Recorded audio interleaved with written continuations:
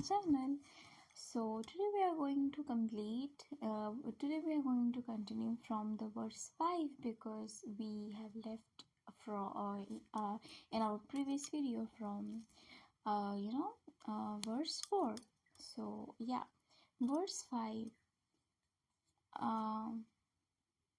And before I begin, I want to ask permission of something, which is please forgive me if I spell words incorrectly, because I am trying to give perfect a pronunciation, but it's quite tough for me to give the perfect pronunciation. So please forgive me if I made any mistakes. Okay, so let's start.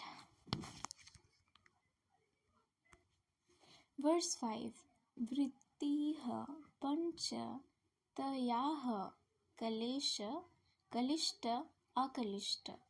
Vrittiha pancha tayaha kalishta akalishta. The vibration meaning of the verse is, I have separated into translation, simplified version, and the meaning of that which is there. So see which of these you find more easy to understand. The vibration in the meta-emotional energy are fivefold, beginning, arousing, or non-troubling. Translation: the mental activities or fluctuations are of 5 types, and they can be either cause suffering or not.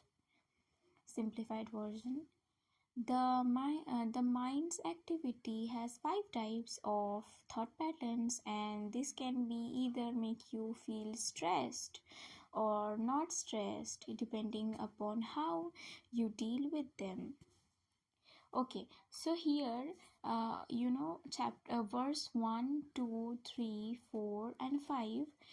In this part, it teaches that yoga is all about quieting the mind, which leads to a deeper understanding of our true self. When we let our thoughts and emotion wild, we lost that connection and become overwhelmed by our mental energy. Now moving forward to page 2, which is our verse 6. Pramana, where verse 6. Pramana vipraya vikalpa nitra smritiha. Now the meaning is they are correct perception, incorrect perception, imagination, sleep and memory. Translation: the 5 types of mental activities are correct perception, incorrect perception, imagination, sleep and memory. In simplified version, our mind operates in 5 ways: seeing things correctly, seeing things incorrectly, imagining, sleeping and remembering. Verse 7. Pratyaksh anumana agamaha pramani, meaning the correct perception may be acquired directly by analysis or by correct reference. Translation: correct perceptions come from direct observation, correct resonance, or trustworthy sources. Simplified version: we understood things correctly when we see them for ourselves, reason them out logically, or get the right information from reliable person or source. Verse 8. Viprayaha mithya jnanam atadrupa pratishthitam. व विपर्ययः मिथ्या ज्ञान अद्रूपा प्रतिष्ठम्. The incorrect perception is based on false information and on perception of what is not the true form. Translation: incorrect perception happens when we misunderstood something or see it in a way that isn't real. In simplified version, when we get wrong information or misinterrupt what we see, we perceive things incorrectly. Verse 9: Shabda Jnana Anupati Vastu Shunyah Vikalpa. The verbal or written information which is followed by concepts which are devoid of reality is imagination. Translation: imagination is when we created ideas or concepts based on words or thoughts that doesn't have any real substance. In simplified version, imagination happens when we form idea from things we have heard or thoughts of, even though they are not based on reality. Thoughts thought of even though they aren't based on reality. Verse 10: abhava pratyaya alambana vritih nidra.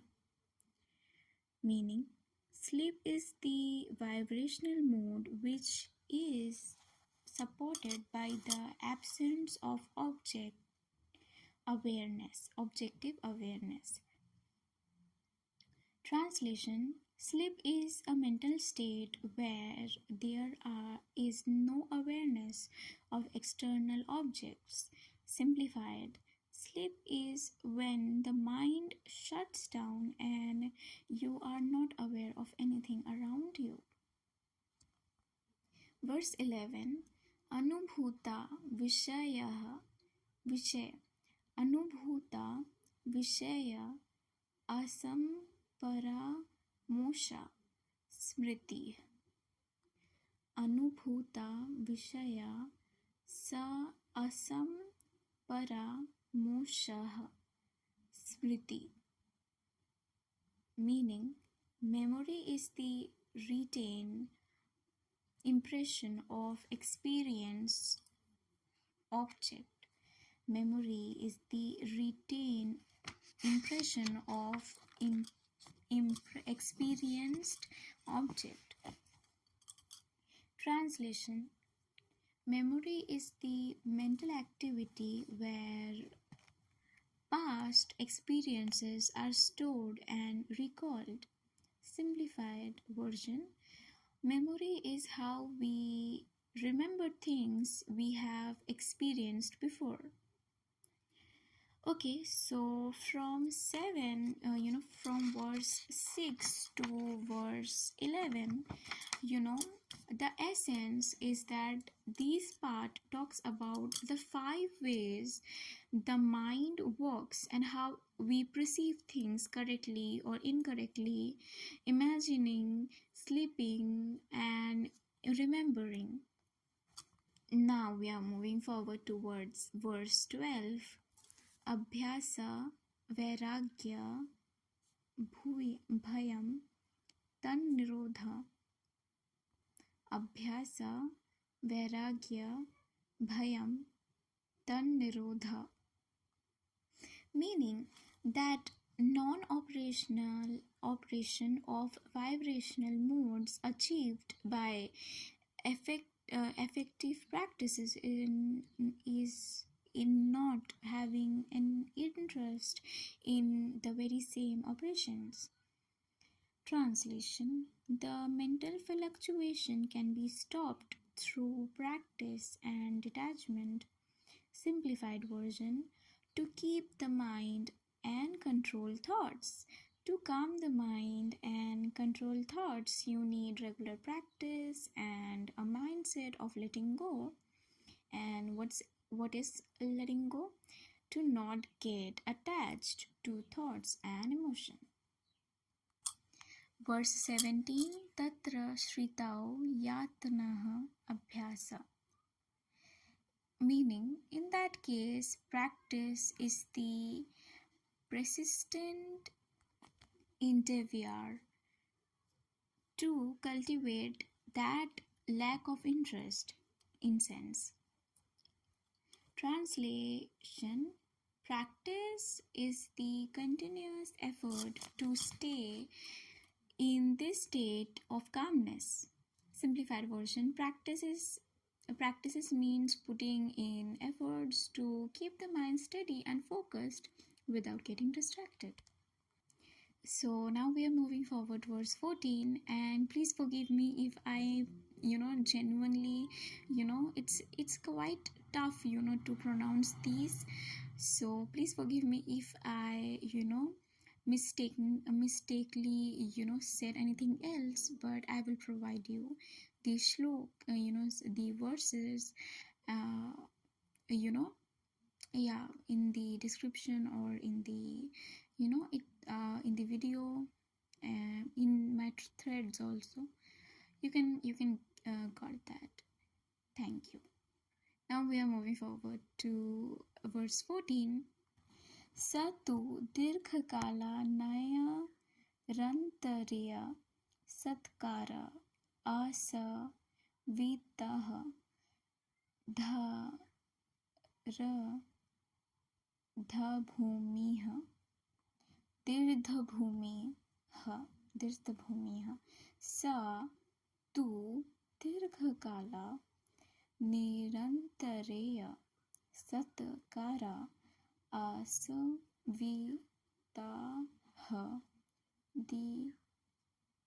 दीर्घभूमिः.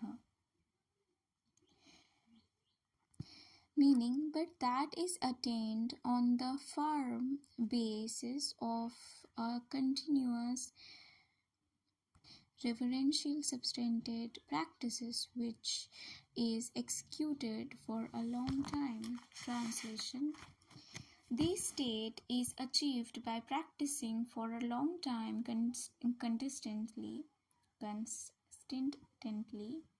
and with dedication. Simplified version: you need to practice for a long period without breaks and with full of respect and commitment. And that's when it becomes solid and stable. Verse 15. Drishtha anusarvika vishaya vitara sannyasa vishikari samjnana vairagyam.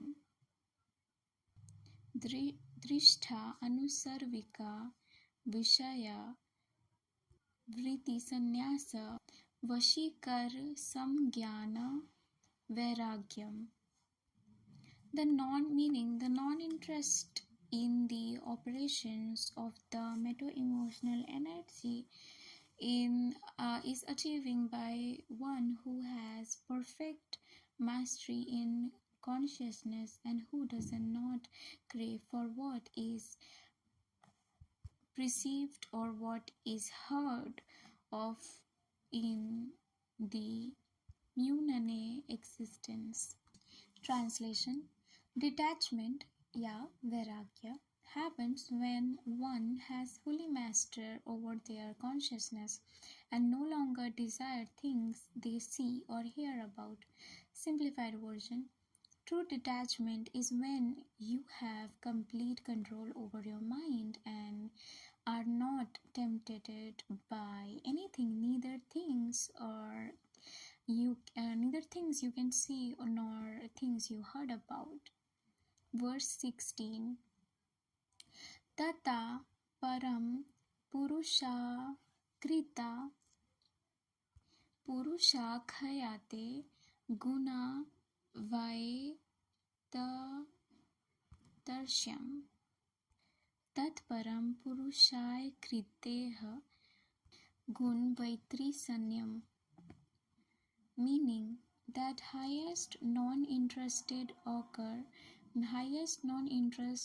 when there is freedom from desires, from the features of material nature, and through awareness of spiritual person. Translation: the highest form of detachment is when you are not drawn to even the quality of nature because you fully recognize your spiritual self. Simplified version: the unlimited state of letting go is when you lose attachments even to the basic qualities of life like comfort, power, etc., because you understand who you are spiritually. Okay, so in this section from verse 12 to verse 16, this part is or this section is all about mastering the mind through steady practices and learning to detach from everything that might disturb your inner peace. With this, you can achieve complete control and tranquility. Okay, now let's explain some. Okay, now let's revise the things we have learned. Okay, so in verse 5 it said that mind have five types. Of the activities of mind are five types, you know and they can cause suffering or they couldn't. So yeah, so this is all about verse 5. And in verse 6 they said that the five types of mental activities that can or that can suffer you that cannot suffer you is perception, which means is correct perception, is incorrect perception, is imagination, sleep, and memory. So first thing we are gonna know is correct perception. So mental activity, first thing we know that it's correct perception. So verse 7 says that correct perception that we correct perception comes from what we see.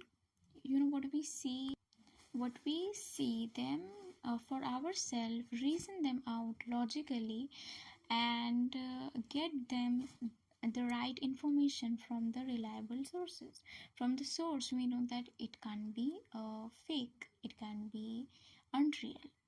And the verse 8 says about the incorrect perception, that false perception, when we misunderstood truth, that this is truth. No, that is misinterpretation or incorrect perception. And verse 9 is about imagination. Like, imagination is what is imagination? Imagination is what when we created some ideas or concepts or word or story or anything which doesn't have any real substance is imagination. Okay. And then verse 10, in the verse 10 it says that sleep is also considered as a mental state, mental activities. It's also considered as sage Patanjali is, or he also consider sleep as a third sleep as a third parameter of mental activities. Yeah, and not third, fourth parameter of mental activities. Yeah. So what happened in sleep, that when we fall into sleep, we are not aware of anything around us.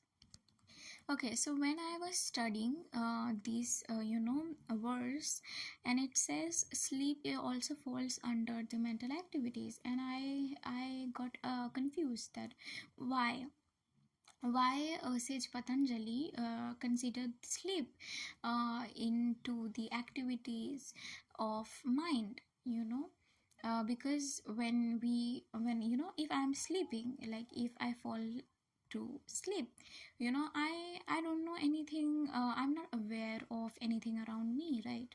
I'm not aware of if anything happens to me until unless someone came and wake up me. So on that time, on that time I am also, my mind is not doing also anything, right? He is not disturbing me. He was quiet at that time. So why he consider sleep in this? And the answer I got is that when we sleep, it's obvious that we are not aware of anything around us, of course, and but our mind is calm or is not doing much during our sleep, but still it is there. So that's why sage Patanjali consider that on this, even if mind is not doing anything, it's still there. That's why he counted sleep into this. And as he said before on the verses 5, that mind's activity are five types, and they can be they can be kalishta or akalishta, which means they can torture you, or they couldn't. So sleep is a state where they didn't come and stress you, they didn't torture you. They torture is not the word, but they doesn't make you suffer actually. Okay, so yeah, that's that word sleep I understand actually. And now in the verse 11, what it says, that memory is also part of mind. Why? Because uh, memory is